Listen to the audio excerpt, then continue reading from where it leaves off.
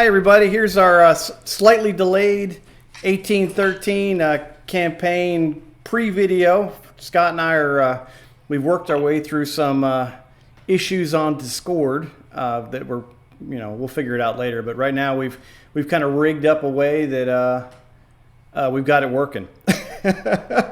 So without much ado, I'll turn it over to Scott, and he'll kind of give the gist, a little bit quick thing on the 1813 campaign, and we'll just go from there. Go for it. All right. So essentially, the first problem we had to encounter and deal with was how we were going to express strength points for the little counters that are going to be moving across our maps representing our divisions and corps and the like. And Steve came up with basically for every 2 infantry battalions or 2 cavalry regiments or 2 artillery batteries, that equals a strength point. So with that in mind, a basic infantry division consisting of 3 infantry brigades and 1 cavalry brigade, with each infantry brigade consisting of 4 battalions. Essentially what you get is every infantry brigade is going to be 2 points, because there's going to be 4 battalions there, and a cavalry brigade is going to be 1 point, and the artillery are going to be 2 points, so it'll be just classed as divisional artillery, so it'll be in their own little point. Sorry, 2 batteries, 1 point. So 4 infantry battalions, 2 points, 2 cavalry regiments, 1 point, 2 artillery batteries, 1 point. So a infantry brigade is going to 3 infantry brigades, a cavalry brigade, and the artillery all up is, I think we calculated that to be 8 strength points. If I've done that correctly. I think that's right. So 2 points, 2, 4, 6. So 2, 4, 6 for the 3 infantry brigades, 1 point for the cavalry brigade, and 1 point for the divisional artillery. So it's going to be 8 points for a standard infantry division. So that was the first thing we had to sort out. Then we had to calculate how many hexes a division could march in a day, and we've calculated that basically each of the hexes on our map it's 10 miles. Yeah. Yep. Okay, so they can move 1 hex per day without any modifiers to their attrition. No matter what they do, they're gonna suffer some attrition, because any army, right the minute it stepped out of its garrisons, attrition would start happening. Guys would be getting sick. Guys would take the opportunity to desert.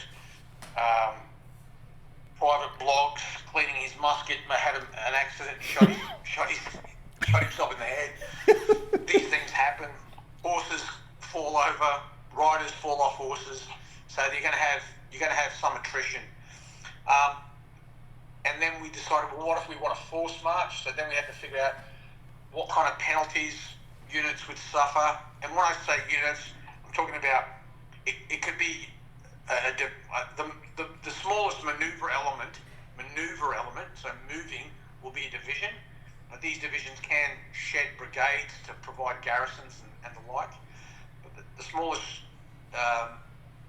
maneuver element on the map will be a division.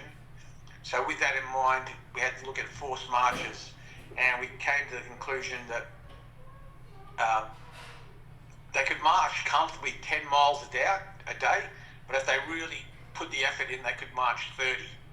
But if they march 30, so an extra 1 or 2 hexes, so 10, 20 or 30 miles per day, but they'll start suffering serious attrition if they go beyond that 1 hex per day. So we had to take that into account as well. And so that's pretty much what we've done. That's the mechanics of how many strength points are in a a unit maneuvering on a table and how far they can go.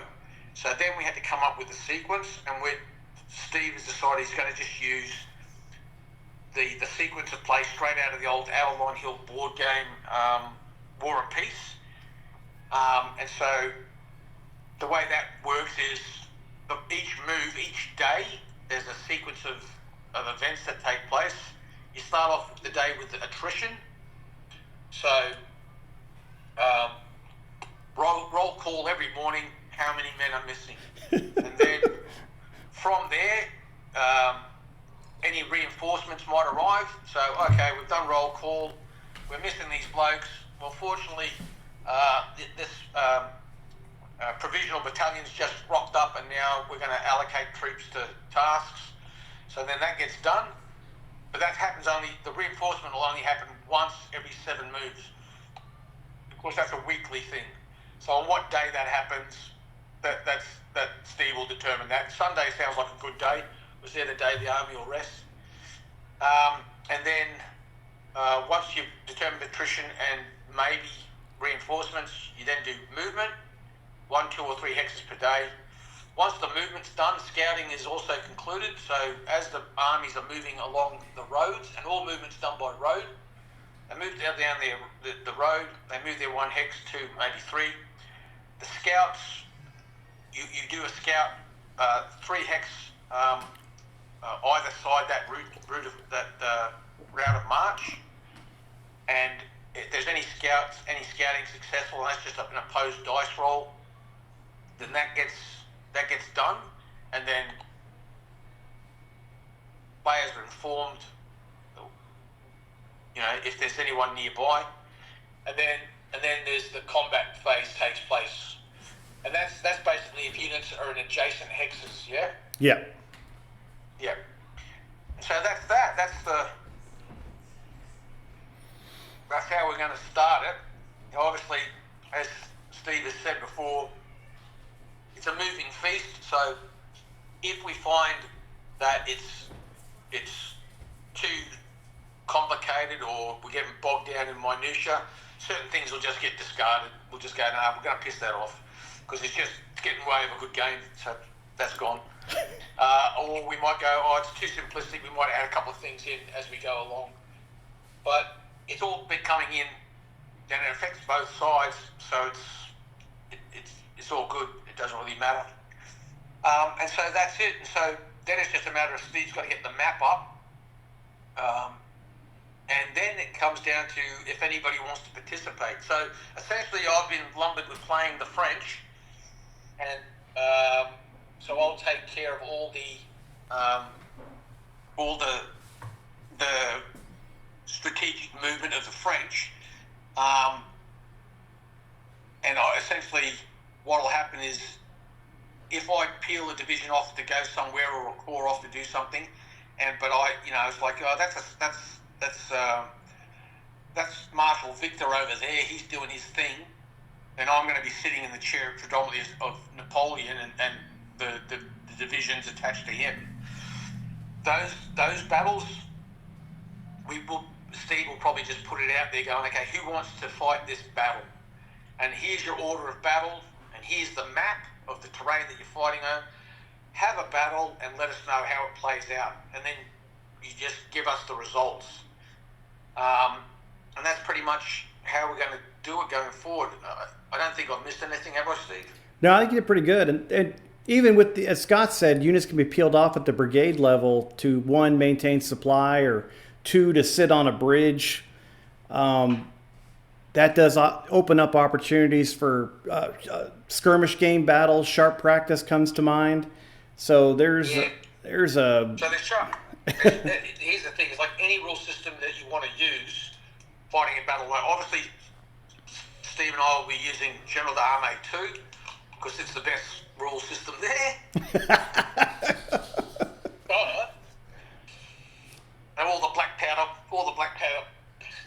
players in the background are like, all the assault players are like, no. Anyway, whatever, it doesn't matter. Whatever rule system you want to use to fight a battle, you just do that. And then if you see on the map, oh, there's a brigade there, and they're a garrison, or there's a brigade there, and they're guarding a bridge or something. There's nothing stopping someone going, I wouldn't mind fighting a skirmish in using something like Sharp Practice 2 or Songs of Drums and Shakos. And there's other, it's bayonets and shakos or something like muskets. There's a few muskets and tomahawks. I think's one. Yeah. What are the? Yeah. So if you want to use rule system like that to play a little skirmish battle, and go for it, and then you can let us know. And what we can do is it might have been a skirmish, but we can big it up to represent. It was a minor part of a bigger battle, and that skirmish was, what's the word? Like I said, representative of how the bigger battle went. And skirmish battles can be very important to severing supply lines. So yeah, exactly. Raids on supply lines and all this kind of stuff. If you're out of supply, your attrition phase you get a negative on that, and also if you try to force march out of supply, you get a big negative on that one too. So, yeah, exactly. So there's all these. It's just a background to play whatever Napoleonic rule set you want to play. Post a video, share it. One thing I'll probably will need. Well, not probably. I will need is I have to convert everything. Everything is based on Scott's casualty counts and unit size videos that he's got on his channel. We can post that somewhere and share it. But I'll either need, if it's not General des Armées, I need casualty figures or percentage of unit that got wiped out. And then I'll break that down afterwards into killed, wounded, captured, missing. But I do need something to, and not really in a skirmish game, but in any kind of divisional battle around that size, I'll need to do some math. Or you could do the math and tell me. I don't mind, but I have to. Yeah. This is I have a giant spreadsheet that I've shared with everyone so they can see it, and whatever happens in your battle or in our battle, it's going to go onto that spreadsheet, and it's going to be a living document. Yeah, and it's like I said, you can also. I mean, I was just thinking just then. It doesn't even have to be a miniatures game. You could use, for example, Command & Colors Napoleonics, which is a block game, because Command & Colors uses a hex map, and each block, it's totally scalable. Like a unit in Command & Colors Napoleonics can be a battalion, but it could also be a division, and everything in between. So you can play battles out using that rule system as well. Or what's the game the beautiful books we saw at Historicon? That's ESR. Yeah, ESR. That's. Yeah. Maybe. So there's the ESR. So the point is, any rule system at all, it doesn't matter. It's just, like I said, it's just an excuse to create a narrative behind putting troops on a table or playing a game using whatever system you like. And if you can videotape it, God, show my age, videotape it. If you can record it and then upload it to YouTube, to VHS. That's beta. Super 8. Solid bill. You can mail the black and white. You can mail the 8mm video reels to Scott in Australia. Yeah. All the people moving very quick and jerky, and they'll just be telling text. I threw you off there. I'm sorry, buddy. Schutzen, Finnish Spanker leads the charge. Finnish Spanker leads the charge. So one of the reasons. Dramatic music here. Yeah, one of the reasons for strength points, because you already have numbers, but strength points are important for one, for the attrition, two, to keep track of it on a board, basically. But a big thing is going to be size comparisons, because none of us, well, at least Scott and I, we don't have a table to host a 150,000 force versus two gigantic armies. We can't do Leipzig on one table, but Well, I can. Scott could. You Yeah. you might be able to. I can't. Yeah. You might be able to. But like 1 millimeter. And quite frankly, I wouldn't want to either. But when two cores come together, you can compare the size in strength points, and then you get a ratio. Yeah. There's also a mechanism in War and Peace, the actual combat system in that game, which does compare strength points and has a graph that we could use to, if we want to do a down and dirty quick fight on one. Yeah. And the other thing, of course, is there's nothing stopping you going, in a general d'armée brigade, you can say, actually, that's going to be a division. Yeah. So, very true. Or two divisions, or whatever.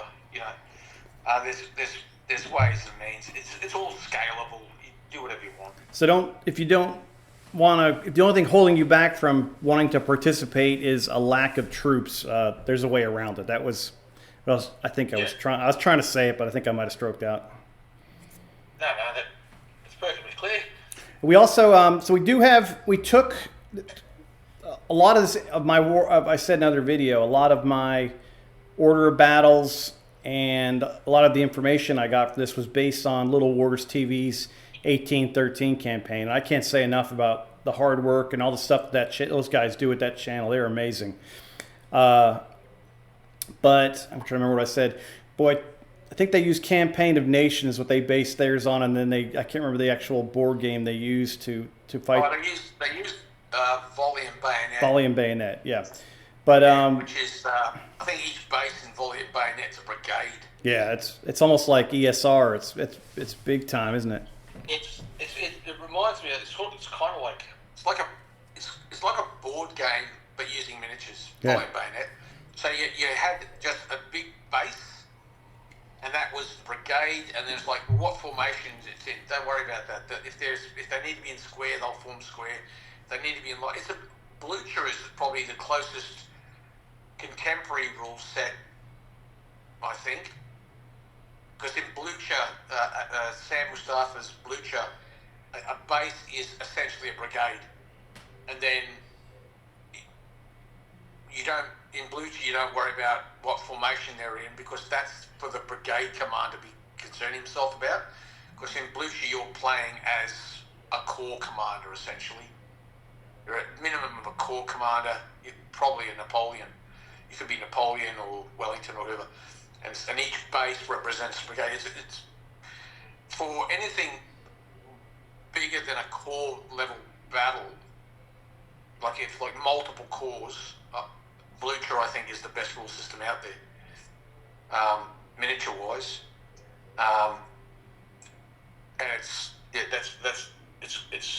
it itself has got a great campaign system attached to it as well, which is what I tried to use when we did the 1815 campaign. I used the 100 days scenario map out of the Blucher rule set. That was great. And then, but we did take the Campaign of Nations, the strategic objectives for the October, their campaign, the fall, whatever, 1813, where... So this campaign set post the armistice. Yeah. So Austria is now in the war. Yeah. We're taking it from there. Yep. And I think it's I don't have my map up, but it's like I think the Allies are going after Leipzig and Magdeburg, and then I think Napoleon's after Berlin and something to the bottom right. I can't remember what it is on the map. Yeah. So I'm looking at the map now. So the top left corner, so the northwest corner is Magdeburg and Brandenburg, and then to the far right the most extreme right in the north is Frankfurt, and then in the south, Laval. I think that's how it's pronounced. And then you've got Leipzig. Where is Leipzig? Leipzig is... So towards the bottom on the left a little bit. Yeah, that's in Saxony, obviously. There's Dresden. I'm just looking for Leipzig. Dresden might have been... Right. Basically, Leipzig's basically in the center of the map. Yeah, I think the four main... Those are the four main cities, basically, are Dresden, Leipzig, Berlin, and Magdeburg. And I updated the spreadsheet, so every city now is basically has an alliance to it right now. So half are French and half are the coalition, and they can flip back and forth. Yeah. That's one thing. I guess we might add some flavor on. Go ahead, sorry. I was going to say, you should touch on the objectives of the campaign. Like, what one side has to do to win. Yeah. That was capture those cities, each of them, and then you get basically 2 points for every one of those strategic objectives. Wiping out a core is a point, and then if the Allies, of course, if they capture or kill Napoleon, it's we'll look for something else to do. That's right. So the main cities, the cities that are important are Magdeburg, Berlin, Leipzig, and Dresden. Yep. And then all the other cities, well, they're not insignificant because they are supply points essentially, the garrisons and whatnot. So yeah. All movements by road, as Scott said, so all supply goes by road, and we'll keep track of point totals. As a brigade is cut down to less than 50%, not a brigade, sorry, a battalion, it'll get wiped off the rolls and then kind of amalgamated into, instead of being a 4 battalion brigade, it'll become a 3 battalion brigade, and that will not grow again in this campaign season. That's another way of limiting things. And if an entire brigade is wiped out, we'll just wipe it off the map. Scott and I... So combat non-effective. Yeah. Scott, not good to anyone. Send them home. Yeah, even when resupply comes, once those units are gone, you can't rebuild those. The reinforcements just go to existing units. Scott and I talked about one of the things we might do for an optional rule is a lot of these battalions are rated using the General des Armées system. So there's going to be recruit battalions. There's going to be line, grenadier, and elite. We probably won't move anything up. The only thing that might have a chance of getting a promotion would be a recruit battalion might move up to a line battalion. And that's about it, because there's not enough time. Yeah. Like one battle doesn't turn a recruit battalion into a line battalion. Even if it performs great, it's like, okay, well, they just had a good day. Yeah, if they do like they have 2 spectacular days or two or three spectacular battles. Two or three battles, then it's like, okay, obviously they're quick learners. Yeah. So yeah, things like that. But a line unit become a veteran unit. It takes more than the length of a single 6-month campaign. It's going to take more than that. Unless, of course, there's something, really spectacular. I guess. And just the thing on reinforcements, then that's not just, that doesn't just represent troops coming from depots, like, for example, the French. Those reinforcements don't just include those. It also includes the fact that, again, a battalion has been reduced to it's so weak that the leftover troops get fed out to other units. So that's what that reinforcement figure is. It's not just troops coming in from depots, recruits coming in from depots, but troops within the division being parceled out to other battalions because their battalion is no longer fit for service. And as far down in the order of battle I went is divisional commanders, which I took from that document that the guys at Little Wars TV did. For brigade commanders, Just make up a name. yeah, I don't know. That's Nobody's. Nobody cares. yeah. Sorry about that.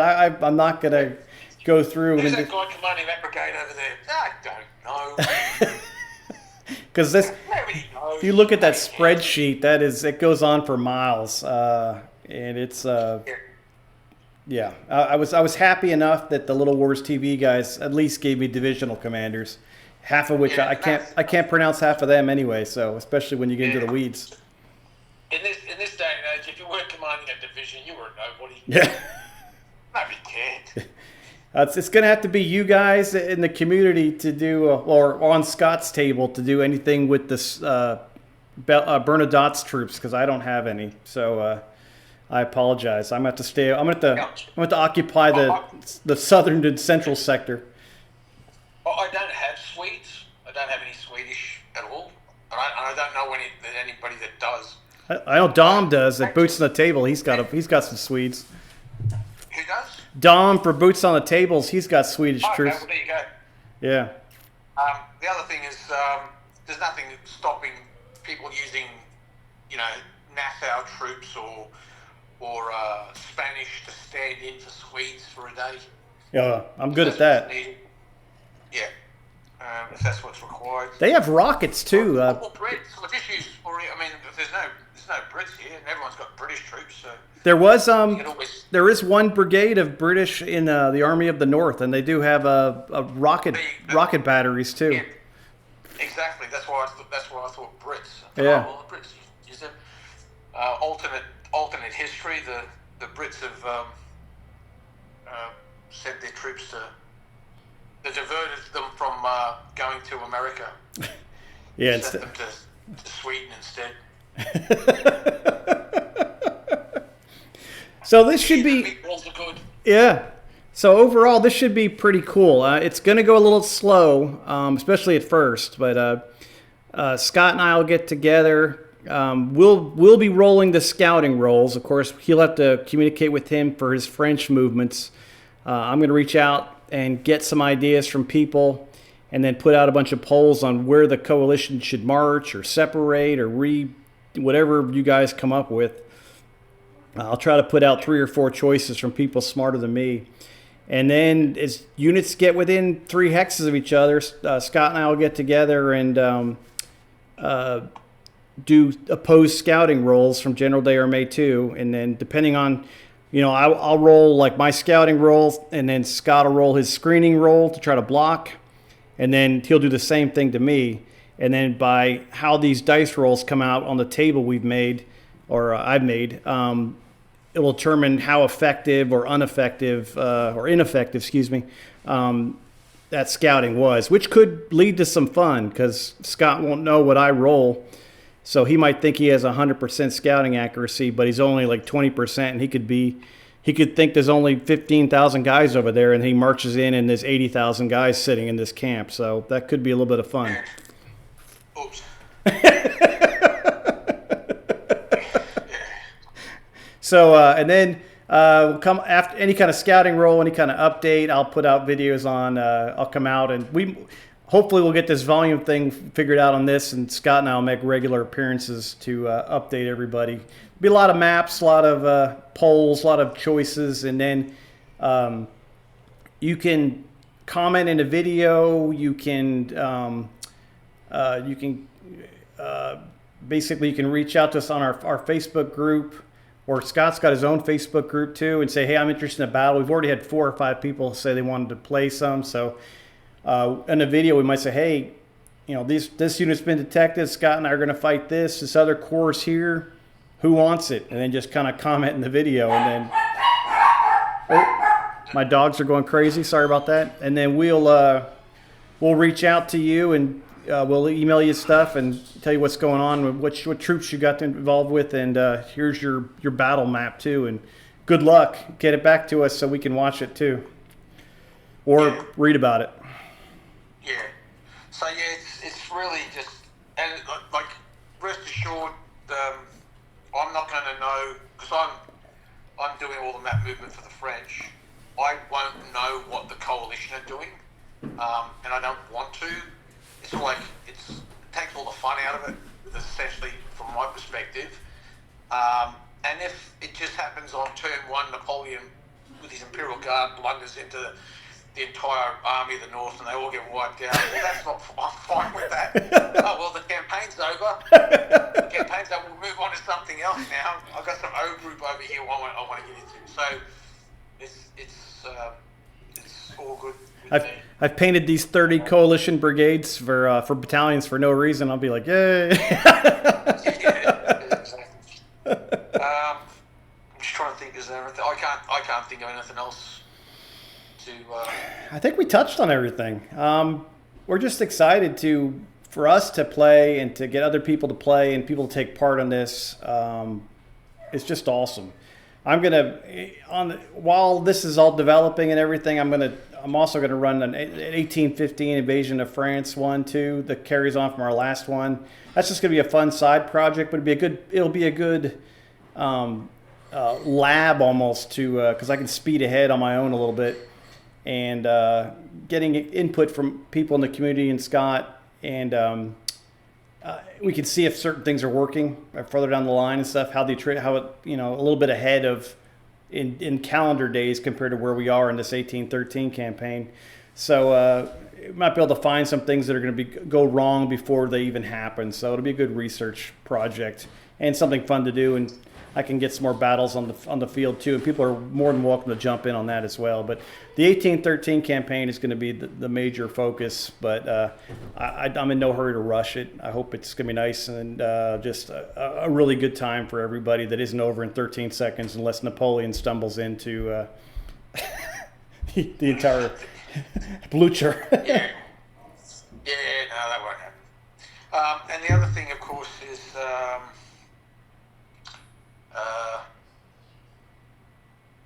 like it's now it's 1st of December. Now, obviously, people, I don't know what it's like in the northern hemisphere, but here in Australia, it's now summer.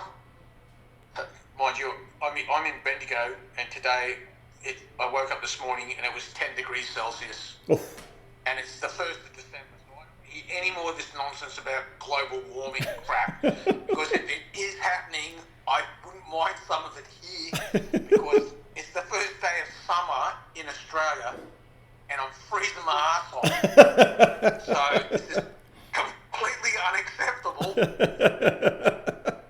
And I'm blaming Greta Thunberg. Oh. No, it's all her fault. It should be much, much warmer than it is. So anyway, but it's now Christmas and all that kind of stuff. So the map movement and stuff, we can get that going pretty quick. Yeah. So that's easy to do. Games, actual like troops on the table having at each other. Hopefully I can get a game in fairly soon, because myself, my mate David, here in Bendigo, we've recently got a few guys that are interested. We played a game of GDA 2 about 2 weeks ago, where we had 4 guys come over and we all played GDA 2. These guys they'd all got a copy of the rules and they tinkered with them, but they hadn't really played many games. So there was these 4 guys playing, and I just ran the game. We played Le Hamadad, that 5th scenario out of GDA, out of the Victoria campaign. And everybody walked away going, that was fantastic. So much so that one of the fellas, John, came back a week later and we played it again. And again, it was a great game. There's the point I'm trying to get, where I'm going with this is I've now got about 5 or 6 regular players here for GDA 2. So we might be able to get a battle going once we get some contact, some troops in contact. We might be able to play a game here, but with so close, it might not be, the first battle might not be until next month, because simply for the fact that Christmas is a wild time. You know, there's a lot going on here, and it's also for my regiment. Like I used to be an artilleryman, and once a gunner, always a gunner. I got St Barbara's Day coming up soon, so that's normally a big day for my regiment. So that's gonna have me tied up doing stuff as well. But other than that, hopefully we'll get games going fairly soon. The other thing is I've got to prepare. Also, we've got CanCon on the 26th of January, and I've been dragooned into putting on a General D'Armée game at Canberra for CanCon on the Australia Day long weekend. So I've got that happening as well. But that's to say that there's going to be plenty of opportunities for battles to be played, and they don't have to be played by myself or Steve. If there are other people who want to hook in and start fighting battles, then that's all good. And maybe we can get guys like the chap over at Dicey Tactics. Oh, yeah, maybe the Crusty Colonel. Yep. Or maybe Dom. I don't know. These guys on other channels, they might want to play battles or something. I don't know. It'd be nice if we could get people from other YouTube people who've already got their own YouTube channels established, playing a battle or two here or there. That'd be good. Yeah. It's all part of my grand plan to have this massive network of war games channels to challenge, I don't know, the Daily Wire and Fox News and MS Now. I would. I'd much rather watch. I'd much rather watch wargaming on YouTube than any of that stuff myself. So. Exactly. That's my point. Yeah. So maybe it would be like. Whenever a new battle report comes out, I'm all over it. I'm like, yes. Yeah, exactly. The longer to distract me from the chaos. Yeah, I'm one of the weird ones too. I love the longer ones, the better. I don't even watch the ones that are less than 10 minutes. If it's not an hour or 45 minutes, I'm like, oh. No, I often have them just playing in the background while I try to paint. Oh yeah. Oh yeah. So it's good for that. It's great stuff. The calming and familiar sound of dice rolling on the table. Yeah. A lot of these guys, like you too, Scott, but just listening to your guys talk is just kind of soothing to me. I can just kind of listen in, pick up a roll, like, oh, I did that roll wrong, or that's really cool, or something. I'll go back and rewind it when something cool happens when I'm painting. Just kind of, yeah, I enjoy the hell out of it. So, playing it, watching it, thinking about it, so it dominates my brain. Yeah. It's a nice distraction. Well, I can't think of anything else to add at this point. No, thank you for, it's always fun for us because I'm in Kentucky and Scott's, in the South Australia, and it's always fun trying to coordinate our schedules. But we had to get together to do this to kick it off. I don't know who this is, but it's my buddy. I've got to correct you. I'm in Victoria. But sorry about that. I forgot there is. I'm in the southern half of Australia. I'm not in South Australia. South Australia are the Crow Eaters, and they're the next state across. And I have nothing to do with them. I'm a South Australian. I'm a New South Welshman by birth, and I'm a Victorian by default, which grieves me muchly because this state just sucks. But here I am. But the only thing that sucks maybe slightly more than Victoria, it could possibly be South Australia. So it's like, no. Well, sorry about that. Did not mean to offend you. No, it's like South Australia. It's like gouging my eye out with a. Well, for the campaign, I will. I'll start looking detailed. I'll probably reach out to Scott if anyone's in range, and the Napoleon is ever the gambler, so he'll be moving first. When he gets done with his movement phase, the coalition will be moving. So I'll be thinking of ways to get word out on what they want to do next. Hopefully the information I put out in an earlier video, some of you guys have already started thinking about stuff. So we'll start cranking out polls and stuff and get out there, and hopefully. I can tell you now, one thing Napoleon will endeavour not to do is get himself in Leipzig attacked by everyone with a river to his back. We'll definitely be trying to avoid that. Yeah, there we go. You heard it from Scott. If he gets caught in that, he'll be like, dang it. It's like, how did this happen? How could this possibly have happened? I'm much smarter than Napoleon. There's just no way should I be in this predicament. Well, you don't have syphilis. You'll be all right. All right. Yeah. All right, mate. All right, I'll see you. Thank you for everybody for watching. I hope you have a great week, and then look forward to more from us, and we're looking forward to hearing from you guys too. You take care now, everybody. See you, Scott. Bye. Au revoir. Au revoir, my friend. French. That's good. That's the French for Auf Wiedersehen. Oh, there you go. See ya, buddy. Okay.